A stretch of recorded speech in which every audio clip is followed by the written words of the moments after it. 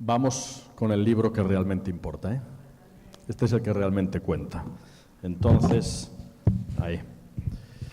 Dice la palabra en Filipenses 2:15, dice así: para que seáis irreprensibles y sencillos, hijos de Dios sin mancha, en medio de una generación maligna y perversa, en la que tenemos que resplandecer como estrellas, como luminares en este mundo.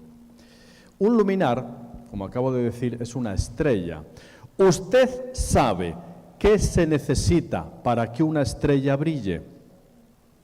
¿Sabe qué se necesita? Luz, dice el pastor. Me parece a mí que no. ¿Ustedes creen que ahora hay estrellas en el cielo? Por supuesto. ¿Saben por qué no las vemos? Porque hay luz. No las vemos porque hay luz. Por lo tanto, ¿qué se necesita para que una estrella brille? Cuanta más oscuridad, más brilla. Así la palabra dice que tú y yo tenemos que ser como luminares, como estrellas que brillen en medio de la oscuridad de este mundo. Dice la palabra, pero tenemos la palabra profética más segura, a la cual hacemos bien en estar atentos, como una antorcha que alumbra en lugar oscuro hasta que el día esclarezca y el lucero de la mañana salga en nuestros corazones. Vivimos tiempos complicados, ayer hablábamos de eso, tiempos donde pocas cosas tienen carácter de permanencia.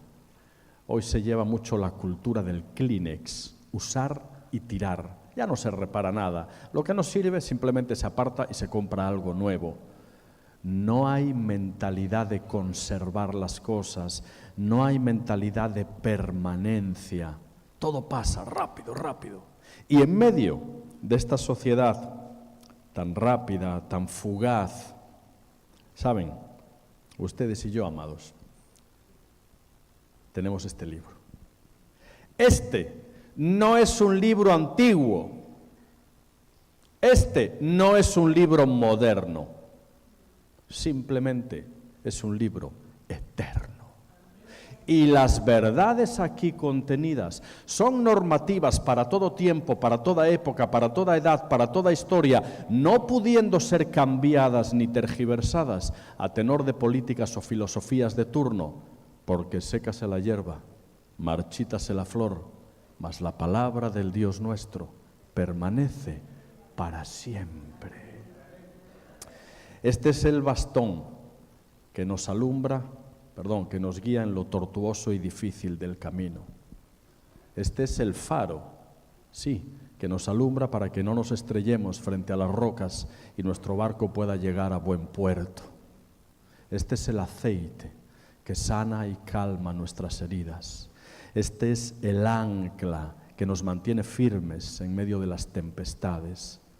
Aquí está el pasado, el presente y el futuro de tu historia y de la mía. Por eso este libro, amados, hay que honrarlo, pero sobre todo hay que vivirlo. Hay que vivirlo. Nosotros siempre decimos que los creyentes muchas veces tenemos deficiencia de vitamina A. Y a María del Mar le gusta preguntar, bueno, ¿y qué será la vitamina A? Y claro, unos dicen, porque empieza por A además, ¿no? Bueno, pues será amor. Pues resulta que no, lo contiene, será, ¿verdad? La vitamina A es algo tan sencillo como aplicación.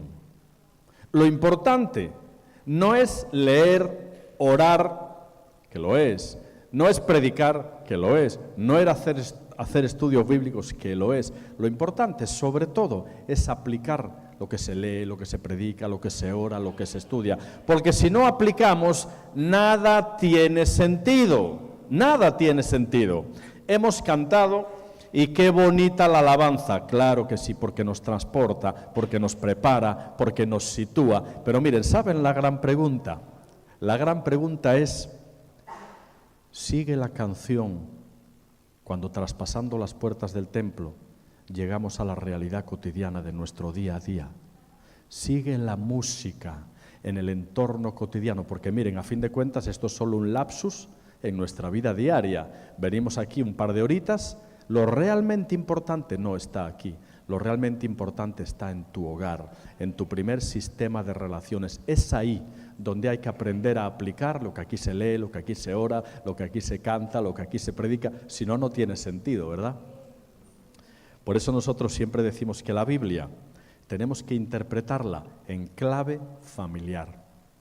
Claro, hay que interpretarla en clave familiar, porque todo lo que aquí cantamos y predicamos tiene que tener su primera aplicación en el primer banco de pruebas de la autenticidad de nuestro cristianismo. Si lo que aquí se canta, se lee, se ora y se predica no tiene una aplicación directa en el contexto del hogar, no sirve para nada. Para nada. Por eso la Biblia hay que aplicarla en clave familiar. Por ejemplo, yo leo: amarás a Dios sobre todas las cosas y al prójimo, ¿verdad?, como a ti mismo. ¿Quién es tu prójimo? Tu prójimo es tu próximo, aquel que está más cercano a ti. Tu padre, tu madre, tu esposo, tu esposa, tu hijo, tu hija, tu primo, tu prima. Nuestro primer prójimo es nuestro primer próximo, aquel que está más cercano a nosotros cuando, traspasando las puertas del templo, llegamos a la realidad cotidiana de nuestro día a día. Por tanto, ese amarás a Dios sobre todas las cosas y al prójimo como a ti mismo quiere decir que tu prójimo no es el que puedas tener al lado en la banca de la iglesia, sino tu prójimo, tu próximo, aquel que está más cerca de ti en tu historia y en tu realidad cotidiana. La Biblia se interpreta en clave familiar siempre. De manera que comienza, miren qué bonito comienza la Biblia, ¿eh? Qué bonito comienza la Biblia. En el principio creó Dios los cielos y la tierra. No venimos de una explosión inicial, no venimos del mono, y a algunos quizá lo parece, pero no venimos del mono. No venimos de una célula que inició la vida por una serie de casualidades que se alinearon en el cosmos. No venimos de nada de eso. En el principio creó Dios los cielos y la tierra. Y dice la palabra que la tierra estaba desordenada y vacía. Miren, la palabra desorden en griego es bien interesante, porque la palabra desorden en griego es un término que se ha castellanizado y que utilizamos habitualmente usted y yo. La palabra desorden en griego es caos. Es un término griego, lo que pasa es que se castellanizó y lo utilizamos. Esa es la palabra griega que está colocada ahí cuando Dios dice que en el principio Él creó los cielos y la tierra, pero que en el principio la tierra estaba desordenada y vacía, había un caos. Y de ese caos Dios comienza el acto creador, crea los cielos, la tierra, los animales, y como obra maestra de toda la creación nos crea a usted y a mí, al hombre y a la mujer. ¿Saben cómo se llama el acto creador que, partiendo del caos, Dios hace? ¿Saben cómo se llama? También es un término griego. Todo el acto donde Dios va creando todas las cosas también tiene una palabra en griego, miren, que también se ha castellanizado y que la utilizamos habitualmente. Tiene mucho que ver con las señoras, ¿verdad? Porque las mujeres normalmente cuando salen de casa se pintan, se ponen los polvitos, se echan por ahí la cosa. ¿Saben a qué pertenece todo eso? Todo eso que usted hace como mujer, cuando se pinta, se arregla, pertenece al mundo de la cosmética. ¿Verdad que sí? Claro. ¿Se imagina de dónde vendrá la palabra cosmética? De cosmos. ¿Saben lo que significa cosmos? Orden. Orden. Miren qué interesante. Del caos, Dios hizo el cosmos. Del desorden inicial, Dios pone en orden todas las cosas. Y del caos, Dios establece el cosmos, el orden. Y Dios establece el orden mediante lo que se llaman estructuras de autoridad. Todo lo que en esta sociedad, todo lo que en este mundo implica a más de una persona, es una estructura, sea familiar, sea eclesial, sea laboral. Y Dios establece que todas las estructuras necesitan principios de autoridad. Por una razón muy simple. Miren, si en un país no hubiera una estructura de autoridad, es decir, un gobierno, ¿saben lo que sería el país? Un caos. Ya lo es por la corrupción y todas esas cosas, ¿verdad? Claro, pero la estructura está ahí. En las carreteras, cuando usted viaja por ahí, de pronto está la Guardia Civil, tráfico, la policía, que es la estructura de autoridad que mantiene el orden en las carreteras. En la iglesia también hay una estructura de autoridad, ¿verdad? Que es la encargada de mantener el orden para que no haya caos. En la familia también hay una estructura de autoridad. Pero como ayer hablábamos, la autoridad a la que Dios nos llama no tiene nada que ver con la autoridad tal y como la entiende el mundo. Para el mundo la autoridad es enseñorearse y ser servido. Para Dios la autoridad es humillarse y servir. Cristo, como cabeza de la iglesia, nos demuestra que Él era cabeza lavándoles los pies a sus discípulos. Por eso ayer hablábamos también del juego del dominó. Ese juego donde usted pone 500 fichas de dominó dando vueltas, las pone boca arriba, bien plantaditas ahí, 500 dando eses, haciendo vueltas, un dibujo. Y de pronto usted le tiene que dar bien con la velocidad precisa a la primera ficha y las 499 van cayendo en el orden adecuado. Pero hay que darle el toque preciso, ni muy lento ni muy fuerte, para que las fichas caigan en el orden adecuado. La primera ficha en el dominó divino es el varón, el hombre, como cabeza, como autoridad. Pero eso no es un privilegio. Esa es una tremenda responsabilidad que a muchos hombres les queda grande. Dios nos llama a ser cabeza de nuestro hogar, como primera figura en el dominó divino. Por eso el hombre tiene una altísima responsabilidad para ser cabeza en autoridad, pero de la buena. En España, dentro de Europa, nosotros somos los latinos. Los españoles, los italianos, los portugueses pertenecemos a la parte más latina de Europa. Y luego llegan los que son de cualquier otro país de Latinoamérica, ¿verdad? Los latinos, en general, hemos malentendido el concepto de autoridad y lo hemos tergiversado en autoritarismo. Y muchas veces el hombre se ha creído que la autoridad es ordeno y mando. Aquí se hace lo que yo digo y tú te sometes. Y hemos hecho un flaco favor al texto bíblico al malinterpretar los sanos conceptos de autoridad. Un hombre es cabeza en autoridad cuando ama a su esposa, cuando la cuida, cuando la protege, cuando es un padre presente en el hogar, cuando es un padre cariñoso con sus hijos. Eso es ser hombre. Y miren, cuando un hombre se coloca en la posición que Dios le da, la identidad genera autoridad, pero de la buena. Esa que cuando una mujer la ve, ella es capaz de seguir a ese hombre y de someterse a ese hombre a donde haga falta. Porque toda mujer, sin excepción, necesita un hombre fuerte a su lado, un hombre seguro, un hombre que la cuide, que la proteja, que la mime. Cuando un hombre es así, esa mujer sigue a ese varón a donde haga falta. El problema es que lo contrario. Cuando el hombre no se pone los pantalones, en el buen sentido del término, cuando el hombre no actúa como Dios le ordena, ¿saben quién lo hace? Lo hace la mujer, porque alguien va a tener que hacerlo. Pero ese no es el plan de Dios. Ya trastocamos el orden divino, ya las cosas no van a empezar a funcionar bien. ¿Me entienden? Por eso, cuando seguimos el orden que Dios estableció, las cosas tienden a funcionar de modo casi propio. Cuando el hombre se sitúa como primera figura dentro del dominó divino, normalmente el resto de las cosas tienen muchas probabilidades de situarse también en el orden adecuado. Pero el hombre se tiene que situar y a veces nos cuesta. Hay principios de pasividad, el hombre a veces le cuesta asumir su responsabilidad. Por eso los hombres, como primeras figuras en el dominó divino, tenemos que aprender a colocarnos en sana autoridad. Cuando yo era jovencito allá en Asturias, había 3 estructuras de autoridad que nadie cuestionaba. Eran la familia, la iglesia y la escuela. Hablo de hace 40 años. ¿Qué 40? Hace más. Yo era muy jovencito. Cuando yo iba a la escuela, el profesor se llamaba don o doña, lo que viniera después. Había un sentido de autoridad. Cuando el profesor desde su pupitre decía: Juan Jesús Varela, acérquese. Yo casi me hacía pipí en los pantalones, muchacho. Tal era el sentido de respeto debido.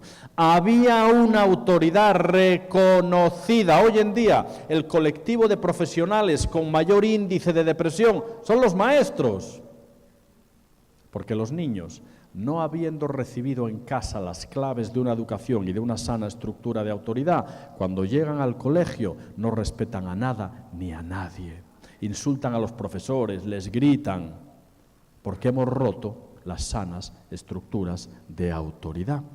Cuando yo iba a casa, lo que papá y mamá decían no se cuestionaba, eran la autoridad, papá y mamá. Y recuerden que la palabra autoridad es positiva, es un término positivo, viene de autor. Un autor nunca impone, un autor no funciona a golpe de mazo y de imposición. Un autor expone, convence por exposición. Además, la palabra autoridad, miren, en latín viene del término augere, que quiere decir ayudar a crecer a la otra persona. Por eso la sana autoridad es una autoridad que se gana, no se impone. Es una autoridad que no hace mal, que no hace daño, que no pretende imponer, no, pretende ayudar, pretende bendecir, pretende que todo se coloque en el orden que Dios estableció y la regla se cumple siempre. Donde hay orden no hay caos. Esa es una máxima divina. Entonces, cuando nos sujetamos a las sanas estructuras de autoridad, las cosas funcionan. El problema es que hoy en día hemos roto las estructuras de autoridad. Todo vale, todo sirve, todo encaja, nadie respeta lo que Dios estableció y entonces esto, lamentablemente, se está convirtiendo en un caos, en un caos. Todo en la Biblia se interpreta en clave familiar. De manera que usted lee en Génesis 2:18, no es bueno que el hombre esté solo, ¿le haré qué? Ayuda idónea, claro, pastor, alguien va a tener que fregar, lavar la ropa, planchar, claro, ayuda idónea. Bajo una lectura superficial podría dar la falsa idea de que la palabra ayuda idónea de pronto significa que aquí el varón es el rey del mambo y la señora pues es una ayudita idónea. No, nada más lejos de la realidad. La palabra ayuda idónea proviene del latín adyugo, que significa con el mismo yugo. Ustedes saben, el yugo, el aparatico de madera que se le pone a los bueyes para que vayan en la misma dirección, a la misma velocidad. Pero es que el término griego de ayuda idónea es bien interesante. Se asemeja mucho al término que se utiliza en Juan 15 y Juan 17, cuando Jesús les dice a sus discípulos que Él se va, pero que no se preocupen porque les va a dejar, ¿saben a quién? Al Consolador, a la ayuda idónea, al Paracletos. De manera que la mujer comparte el mismo término real que en la palabra se utiliza para hablar del Espíritu Santo, como la ayuda idónea, el complemento ideal del creyente. Así la mujer es la ayuda idónea, el complemento ideal del varón. No es bueno que el hombre esté solo, le haré ayuda idónea. Inmediatamente después, Dios hace algo bien bonito y bien interesante. Usted sabe, hay una regla, la hermenéutica es la ciencia que se encarga del estudio de las Escrituras, de la Biblia. Entonces, en hermenéutica se dice que todo lo que en la Biblia se va repitiendo nos está indicando alto nivel de importancia. Todo versículo bíblico que a lo largo del Antiguo y del Nuevo se va repitiendo, eso nos quiere decir que para Dios es tremendamente importante. ¿Saben ustedes cuál es el versículo que más veces se repite en la Biblia? ¿Alguien lo sabe? Nadie lo sabe. Esto no lo sabe ni el pastor, Claudio. Pues no, mi querido Roberto, no es ese.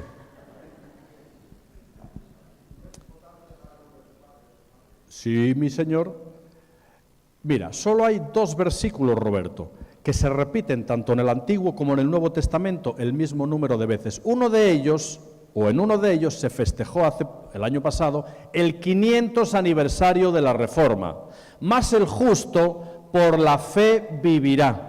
Ese versículo solo es igualado en número de veces, sí, Roberto, luego lo miramos, por Génesis 2:24, la institución del matrimonio. Hablo de un versículo entero y completo, que se repite tanto en el Antiguo como en el Nuevo Testamento. Por lo tanto, eso nos está indicando alto nivel de importancia. Cuando Dios en Génesis 2:24 instituye el matrimonio, está haciendo algo bien interesante.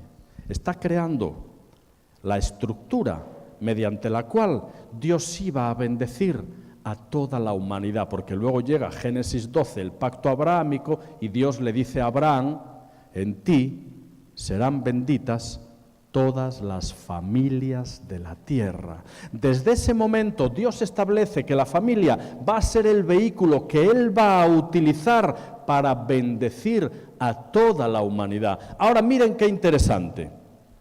A partir de Génesis 3, con la caída del pecado, la cultura empieza a desarrollarse. Vienen las civilizaciones, los descendientes de Caín fundan la primera ciudad de la historia, y a partir de Génesis 3, la cultura empieza a desarrollarse. Miren lo importante. Todo lo cultural es adaptativo. La cultura tiene que ir adaptándose a los nuevos tiempos, a las nuevas modas, porque lo cultural es adaptativo. ¿Saben lo bueno de la historia? Que todo lo que nace antes de Génesis 3 no es cultural, sino creacional. Nace en el contexto de la creación. Y lo que nace en el contexto de la creación no es adaptativo, sino normativo. Porque lo que nace antes de que la cultura se empiece a desarrollar es fundacional, es troncal. Y lo que nace antes de Génesis 3 no es adaptativo como la cultura, sino que es normativo por ser un contexto creacional. Por eso el matrimonio no tiene que adaptarse, sino que el matrimonio es un asunto normativo para todo tiempo y para toda historia. Y sus bases, las que Dios establece en su palabra, no pueden ser cambiadas ni tergiversadas, que es lo que hoy está ocurriendo. Porque esta sociedad lo que pretende es desviarnos del orden para que entremos en un caos. Pero todo, amados, todo en la Biblia hay que leerlo, hay que interpretarlo, siempre en clave familiar. El pastor ayer mencionó un versículo tremendamente importante, Deuteronomio 6. Tú vas a Israel, ahí al muro de las lamentaciones, y de pronto ves a los judíos ortodoxos que llevan su traje, llevan su gorrito, los rizos, y muchos llevan aquí en la frente un saquito de cuero y también en el brazo. Ese saquito de cuero se llama la filactelia, y ahí están contenidos versículos importantes para el pueblo judío, todos dentro de la Torá, los 5 primeros libros. Uno de esos versículos es Deuteronomio 6. Se llama la gran Shema, la gran oración del pueblo judío. Recuerden, Deuteronomio 6 comienza así: Oye Israel, Jehová nuestro Dios, Jehová uno es. ¿Saben por qué comienza así? Porque Dios sabía muy bien que su pueblo iba a ser disperso por cualquier parte del mundo en la dispersión. Todavía no cesó la dispersión.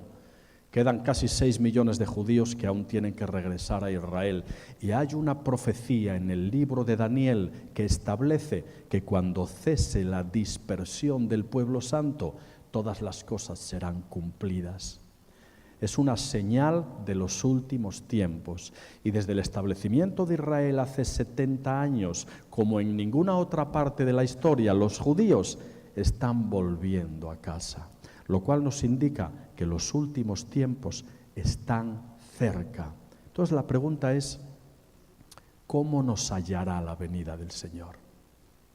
Todo en la Biblia se interpreta en clave familiar. Por eso Deuteronomio 6, como Dios sabía que su pueblo iba a ser dispersado entre pueblos paganos, pueblos politeístas, pueblos que hacían sacrificios de niños, Dios dice: nunca se olviden, Jehová nuestro Dios, Jehová uno es. ¿Saben lo que hace después Dios? Algo bien interesante. Dios establece que en medio de esas culturas paganas donde su pueblo iba a ser disperso, el único reducto para mantener su identidad y su fe era el hogar. Y estas palabras que yo te mando hoy las repetirás a tus hijos al acostarte, al levantarte, las pondrás en los dinteles de tus puertas, las dirás, las repetirás. Dios establece que el hogar iba a ser el único lugar garante de la identidad de su pueblo.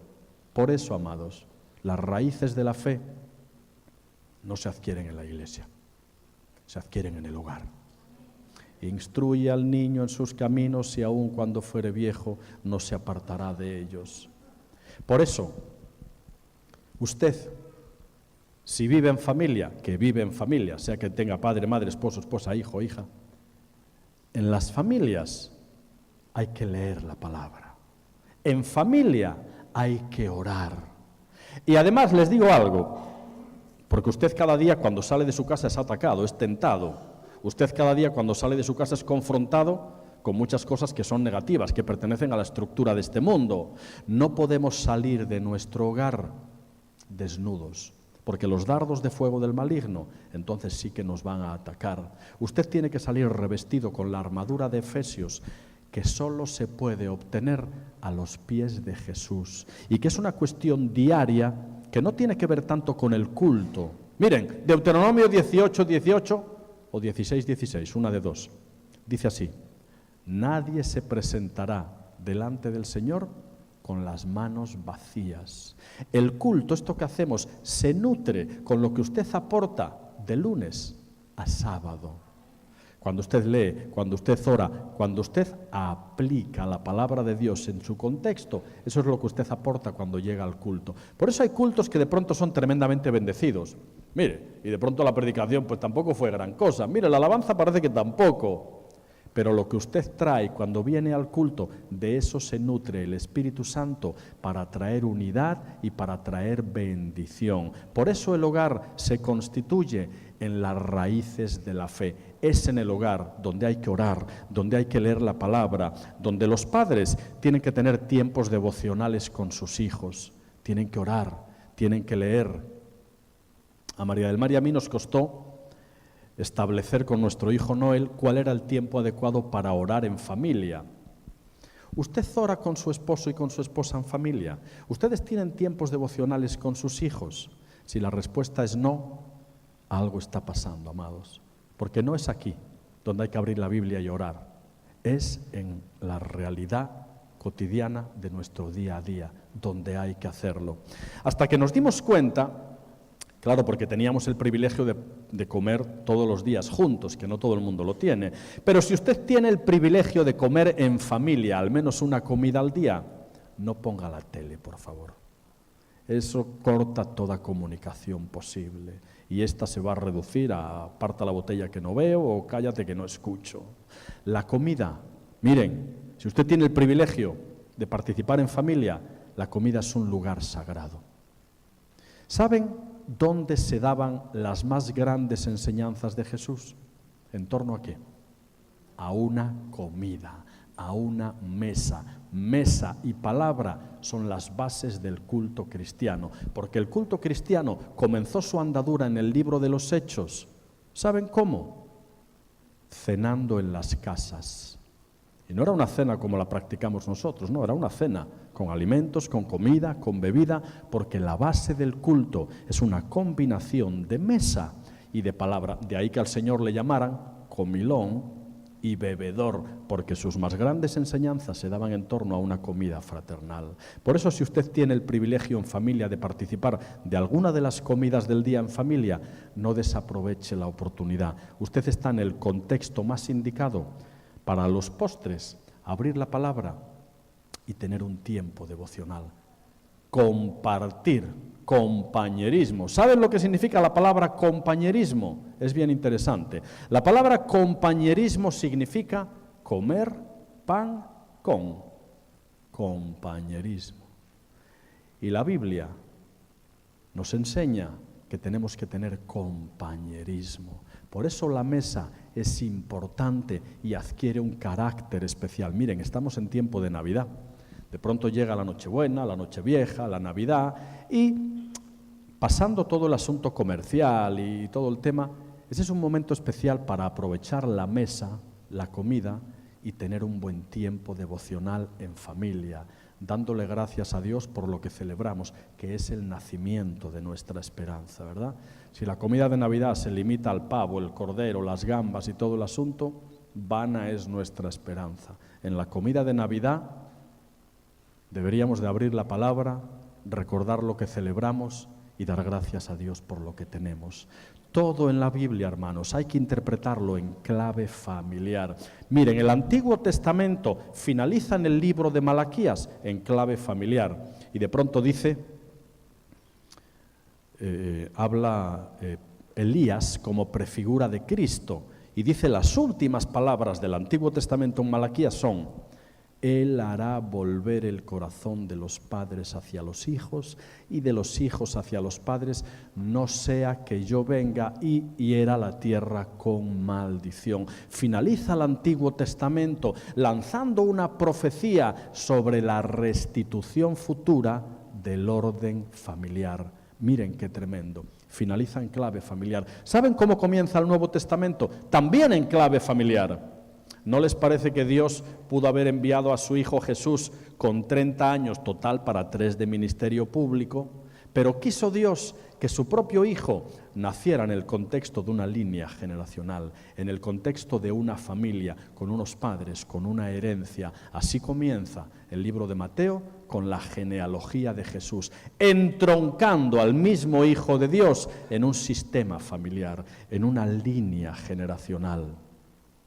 Por eso cuando usted lee también en el Nuevo Testamento, dice, la religión pura y sin mancha es esta: atender a los huérfanos y a las viudas en sus tribulaciones y guardarse sin mancha del mundo. ¿Sabe usted lo que vincula a un huérfano y a una viuda? ¿La ausencia de quién? Del hombre. La ausencia del padre para el huérfano y la ausencia del marido para la viuda. Qué importante la figura del varón. Por eso el enemigo, hermanos, no cesa de atacar la identidad y la autoridad del varón. Y muchos varones, entre principios de pasividad y de autoritarismo, nos olvidamos de ejercer el papel para el que Dios nos llamó. Y cuando la primera figura no está bien colocada, el orden se convierte en caos. Todo en la Biblia se interpreta en clave familiar. Llega Timoteo y Tito, y de pronto la palabra establece que aquellos que anhelan obispado, hay algunos requisitos comunes, tanto en Timoteo como en Tito. Uno de ellos es que aquel que anhela obispado, algún tipo de ministerio, tiene que gobernar bien primero su propio hogar, porque el que no gobierna bien su propia familia, ¿cómo va a gobernar la familia de Dios? Pero lo más bonito es que el Nuevo Testamento también finaliza en clave familiar. Porque ¿saben cuál es el final de nuestra historia? Un día, más tarde o más temprano, Maranata, que sea más temprano que tarde, el Señor, como el esposo engalanado, va a venir a buscarnos a usted y a mí como su iglesia amada. ¿Saben para qué? Para participar eternamente de las bodas del Cordero.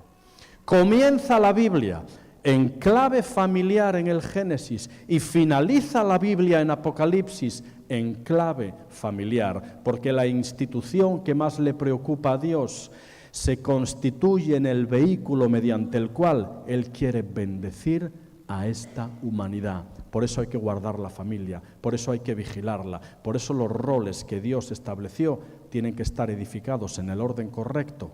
Porque donde hay orden hay bendición y crecimiento. Donde no hay orden hay caos y destrucción. Todo en la Biblia se interpreta en clave familiar. Claro, para que usted sea un buen padre, una buena madre, un buen esposo, una buena esposa, un buen hijo, una buena hija, cada uno en el rol y el papel que usted tenga. En primer lugar, usted tiene que ser un buen creyente.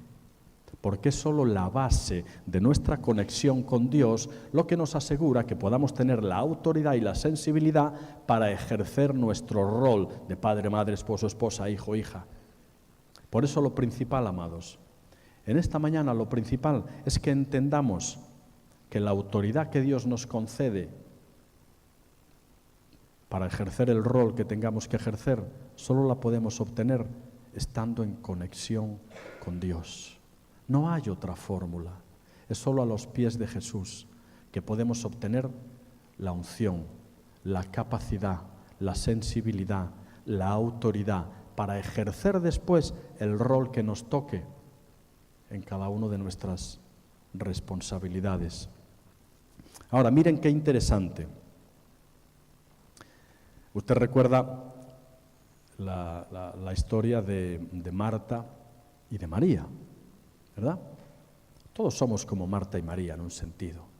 Todos nos debatimos entre la devoción y entre la ocupación. Ahora yo les pregunto, cuando Jesús llega a casa de Marta y María, de pronto Marta andaba afanada, preparando la comida, sirviendo, porque la hospitalidad judía exigía que al invitado había que darle los máximos honores. ¿Ustedes creen que lo que hacía Marta era malo?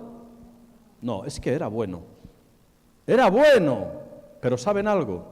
Las personas que no conocen al Señor tienen que escoger entre lo malo y lo bueno. Usted y yo tenemos el listón más alto. Usted y yo tenemos que escoger entre lo bueno y lo mejor. Lo que hacía Marta era bueno, pero no era lo mejor. ¿Saben qué era lo mejor? Lo mejor es lo que hacía María, sentarse a los pies de Jesús.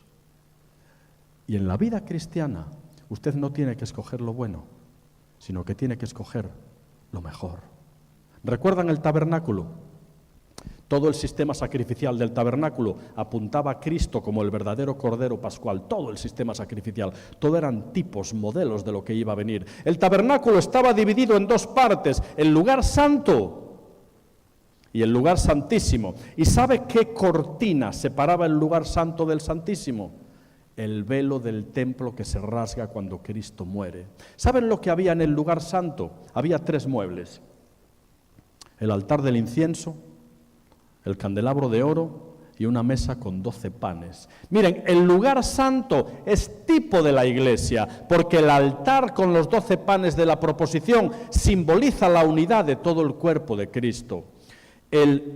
La mesa con el altar, el pequeño altar en el que continuamente se quemaba incienso, es comparado en el Nuevo Testamento, el incienso, digo, a las oraciones de los santos, a la vida de oración que tiene que existir en el seno de la iglesia.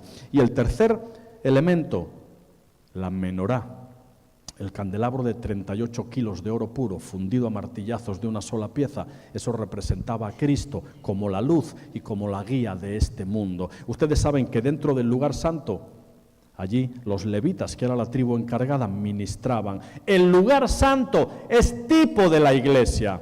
¿Ustedes creen que estar en el lugar santo es bueno? Por supuesto. Pero les digo algo, no es lo mejor. ¿Saben dónde estaba lo mejor? Cuando uno traspasaba el velo del templo y entraba al lugar santísimo. Allí, simbolizando la misma presencia de Dios, había un arca, hecha de madera de acacia y recubierta de oro puro, con 2 ángeles que custodiaban su contenido. ¿Sabe lo que había dentro del arca del pacto? 3 cosas también.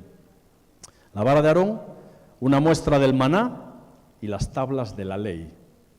Porque en la misma presencia de Dios, la vara de Aarón, que era de almendro, seguro que aquí, en Alicante, ya cuando llega el mes de enero, los almendros se ponen en flor, porque es el árbol que primero florece, anunciando la inminente llegada de la primavera.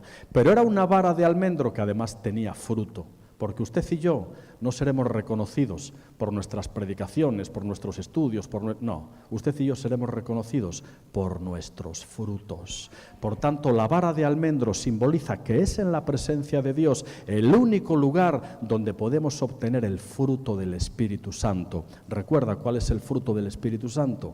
Amor, gozo, paz, paciencia, bondad, benignidad, fe, mansedumbre, templanza. Contra tales cosas no hay ley. Pero también dentro del lugar santísimo estaban las tablas de la ley, simbolizando que en nuestra vida cotidiana tiene que haber un código de honor, tiene que haber una ética, tiene que haber unos principios, tiene que haber unos mandamientos que regulen nuestra vida. Por eso en la vida cristiana tenemos que tener un código moral y un código ético que emane de los principios de la palabra de Dios. Pero también estaba el maná, que había que recoger cada día. Y si usted pretendía guardar para el día siguiente, aquello criaba gusanos, porque a Dios no le gusta la comida recalentada. Cada día exige que usted coma de la palabra, porque en el desierto de nuestras vidas, si en el desierto del pueblo hebreo les era enviado cada mañana el maná, lo primero que debería de entrar en nuestras vidas, en el desierto en el que vivimos, es el maná, la palabra de Dios que nos alimenta. Por eso el lugar santo, que es tipo de esto, de la iglesia, es bueno, pero no es lo mejor. Lo mejor tenemos que aprender a practicarlo en la privacidad de nuestros hogares cuando diariamente entramos en el lugar santísimo. No hay otra fórmula, amados. No hay otra fórmula. Ustedes recuerdan, ya estamos terminando, ¿Ustedes recuerdan la parábola de las 10 vírgenes? Seguro que sí, había 5 prudentes y 5 insensatas. ¿Usted cree que a las 10 les fue dada la luz originariamente? Sí, las 10 tenían luz. El problema es que las insensatas se olvidaron de tener repuesto de aceite y cuando fueron a buscarlo, el novio ya había llegado y se perdieron las bodas del Cordero.